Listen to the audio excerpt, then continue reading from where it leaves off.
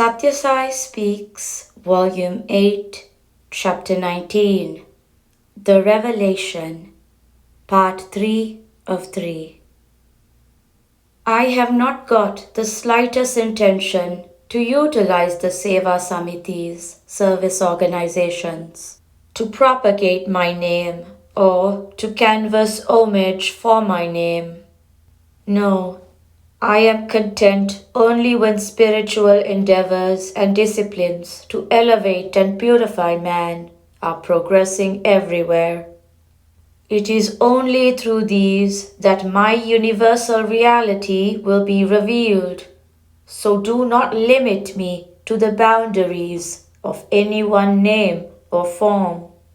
Your aim should be to see the self-same God in all the forms that are worshipped, to picture Him in all the names, nay, to be conscious of His presence as the inner motivator of every living being, in every particle of matter. Do not fall into the error of considering some to be men worthy of reverence and some unworthy. Sai is in everyone, so all deserve your reverence and service. Propagate this truth. That is the function I assign to the Seva Samitis.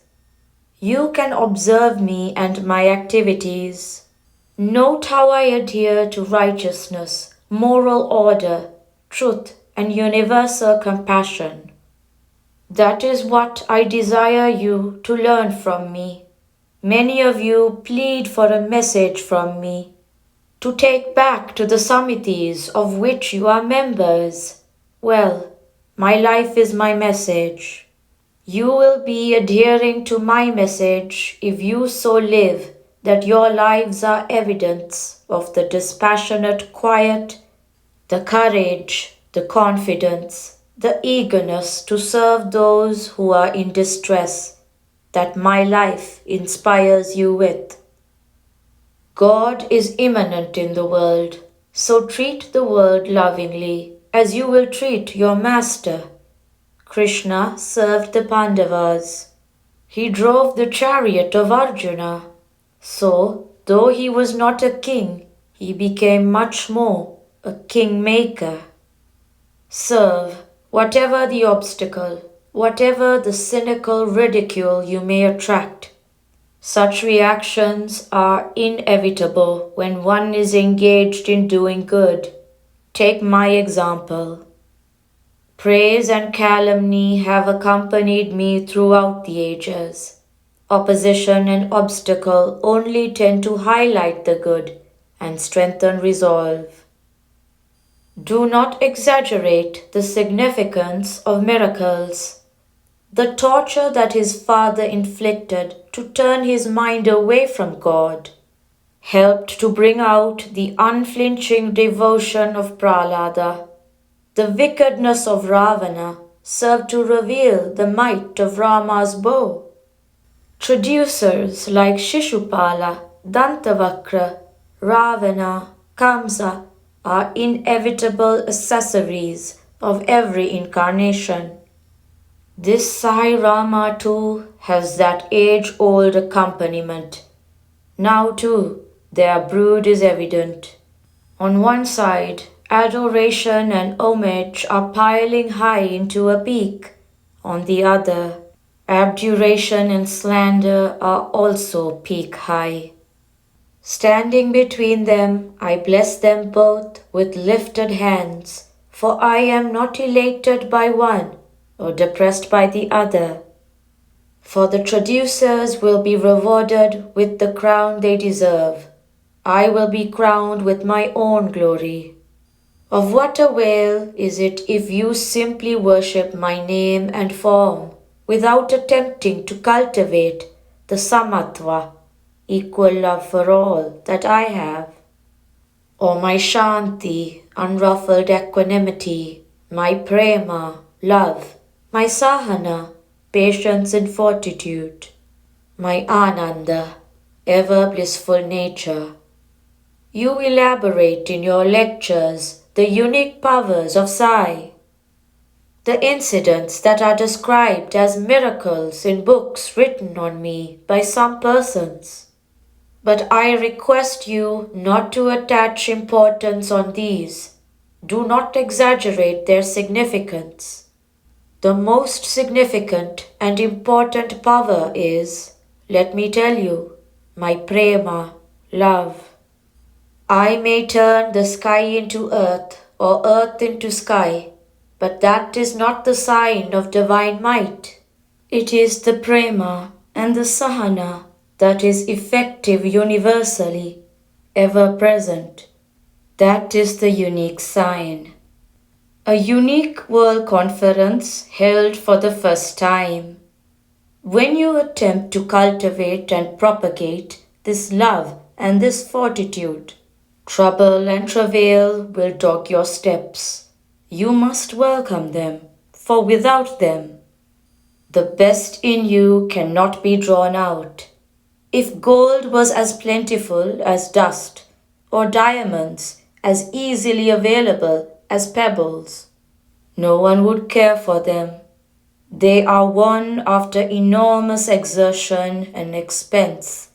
Therefore, they are eagerly sought after.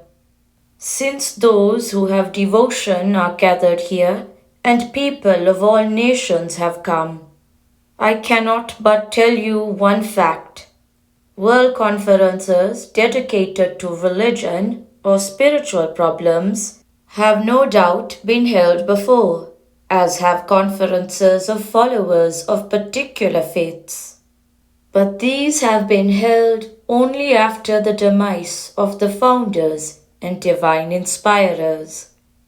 This is the very first time that a world conference is being held of devoted persons, while the incarnation is present before everyone, with the body assumed for the purpose, bearing the name that is chosen for it by itself. I must tell you this fact because 99 persons out of 100 among you do not know my reality. You have come here drawn by diverse needs, a taste for spiritual matters, eagerness to develop the institutions to which you are attached, admiration or affection, love or reverence, or a spurt of enthusiasm, to join others and share with others your own exaltation. Don't allow doubt to distract you from my divinity. In truth, you cannot understand the nature of my reality, either today or even after 1,000 years of steady austerity or ardent inquiry, even if all mankind joins in that effort.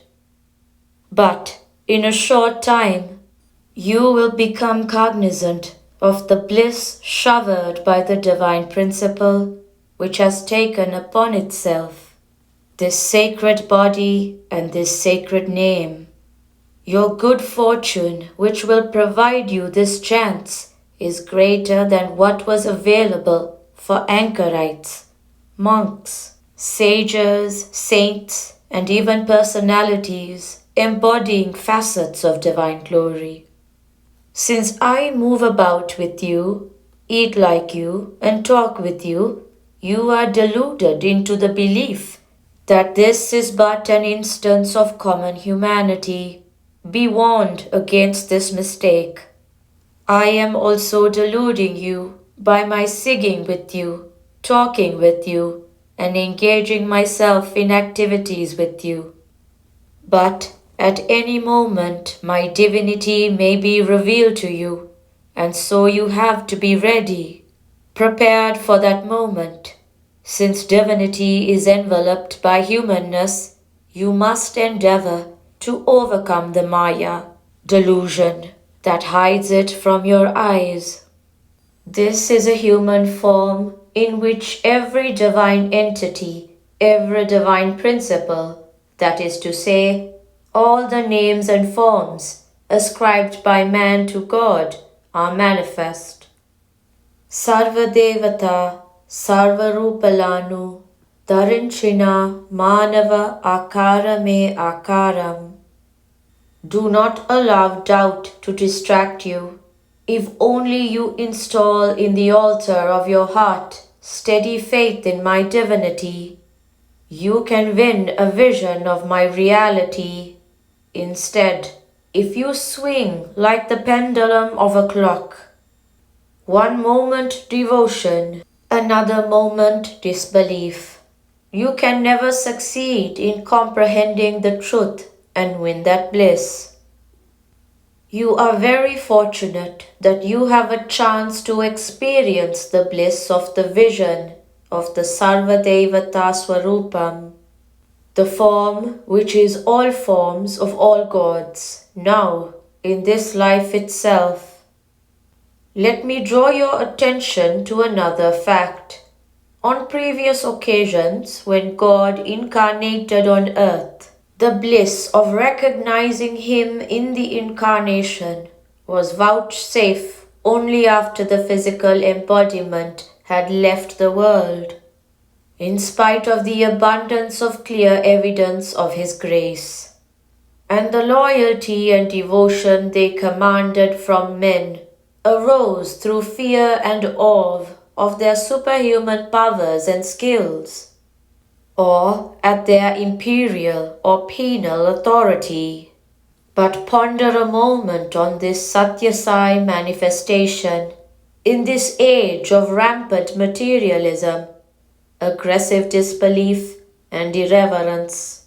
What is it that brings to it the adoration of millions from all over the world? You will be convinced that the basic reason for this is the fact that this is the supra-worldly divinity in human form. Revival of Vedic Dharma is Sai Sankalpa. Again, how fortunate you are that you can witness all the countries of the world paying homage to Bharat. You can hear adoration to Sathya Sai's name reverberating throughout the world, even while this body is existing, not at some future date, but when it is with you, before you. And again, you can witness very soon the restoration of Sanatana Dharma to its genuine and natural status, the Dharma laid down in the Vedas for the good of all peoples of the world. The revival of Vedic Dharma is the Sai Sankalpa, the resolve that Sai has, not only drawing people towards me, attracting them by the manifestation of my Shakti, power, and Samarthya, capability.